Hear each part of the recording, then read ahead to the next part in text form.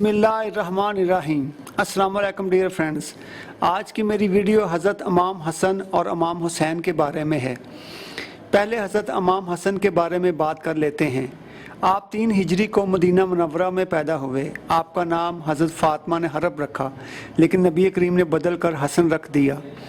7वें दिन आपका अकीका हुआ, बाल उतरवाए और उनके हम वज़न चांदी खरात की गई। आप 8 बरस के थे जब नबी करीम ने रहलत फरमाई। हज़रत उमर फ़ारूक जब खलीफा बने तो आपने दूसरे कबार सहाबा के साथ आपका वजीफ़ा भी 5000 दिनार मुकर्रर किया, अगरचे आप इस सफ़ में ना आते थे।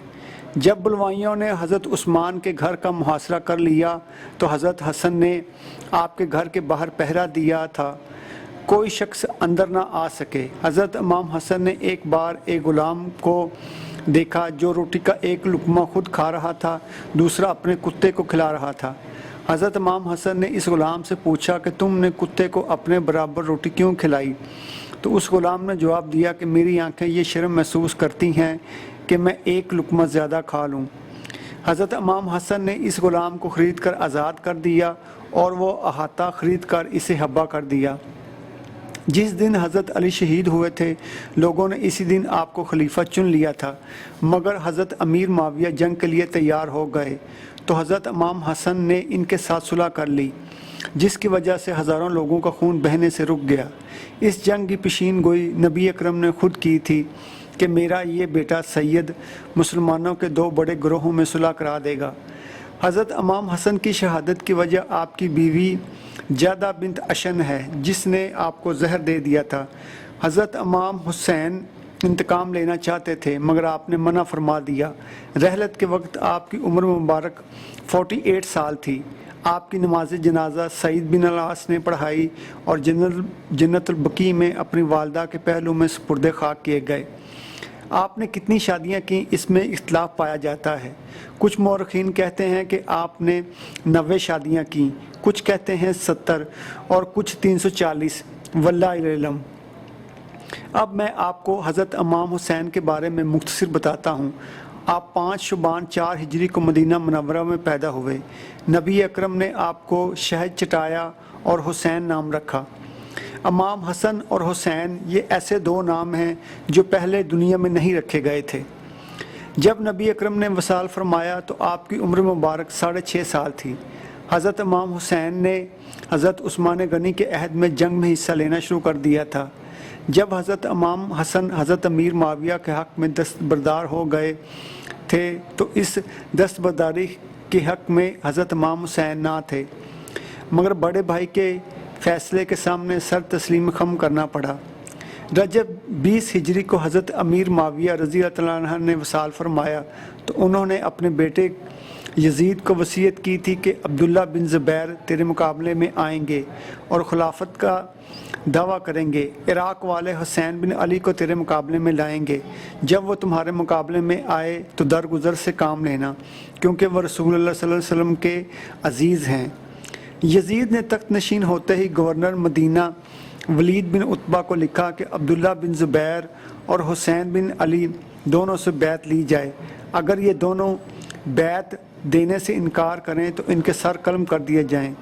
चनाचा वलीद बिन उत्बा ने हज़रत इमाम हुसैन को यजीद की बैत के लिए कहा तो हज़रत इमाम हुसैन ने कहा, मेरे जैसा आदमी छुप कर बैत नहीं कर सकता और ना मेरे लिए खुफिया बैत करना ज़ेबा है। जब तुम आम बैत के लिए बुलाओगे तो मैं भी आ जाऊंगा, और जो आम आदमी सूरत हाल इख्तियार करेगा इसमें मुझे कोई उज़र ना होगा।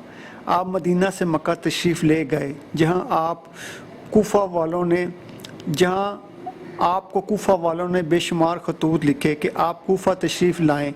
ये वही शहर है जहां हज़रत अली को शहीद किया गया था। हज़रत अब्दुल्ला बिन मती ने हज़रत हुसैन रज़ी अल्लाह तआला अन्हा से कहा कि आप खुदा के लिए कूफा जाने का कसद ना फरमाएं। कूफा के लोग बेवफा हैं और कूफा मनहूस शहर है। वहाँ आपके वालिद हज़रत अली को शहीद किया गया था। आपके बरादर हज़रत अकबर को ज़ख्मी किया गया और उन्हें बेयारो मददगार छोड़ा गया।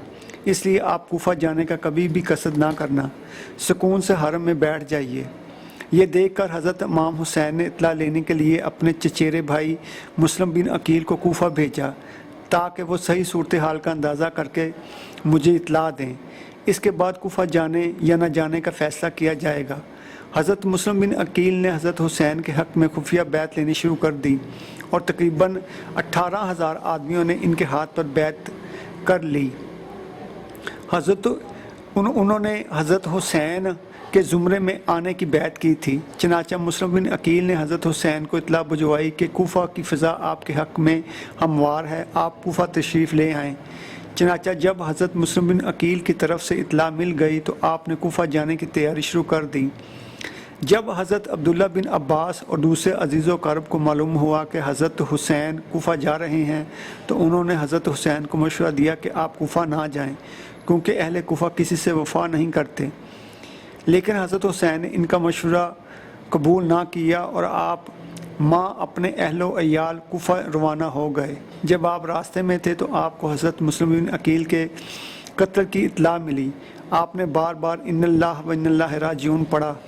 بعض ساتھیوں نے حضرت حسین کو کوفہ جانے سے منع کیا کہ اب بھی وقت ہے، آپ کوفہ نہ جائیں، مگر مسلم بن عقیل کے بھائی باضد تھے کہ ہم مسلم بن عقیل کی شہادت کا بدلہ لینا چاہتے ہیں، اس لیے آپ کوفہ کی طرف روانہ ہو گئے۔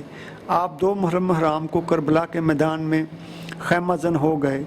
جب حضرت امام حسین سے پوچھا گیا کہ آپ کربلا کیوں آئے ہیں تو آپ نے 3 شرائط بیان کی۔ اول، مجھے وہیں لوٹ جانے دو جہاں سے میں آیا ہوں۔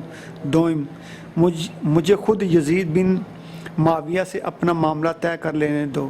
سوم، 3، مجھے مسلمانوں کی کسی سرحد پر بھیج دو تاکہ وہاں کے لوگوں پر جو گزرتی ہے وہ مجھ پر بھی گزرے گی۔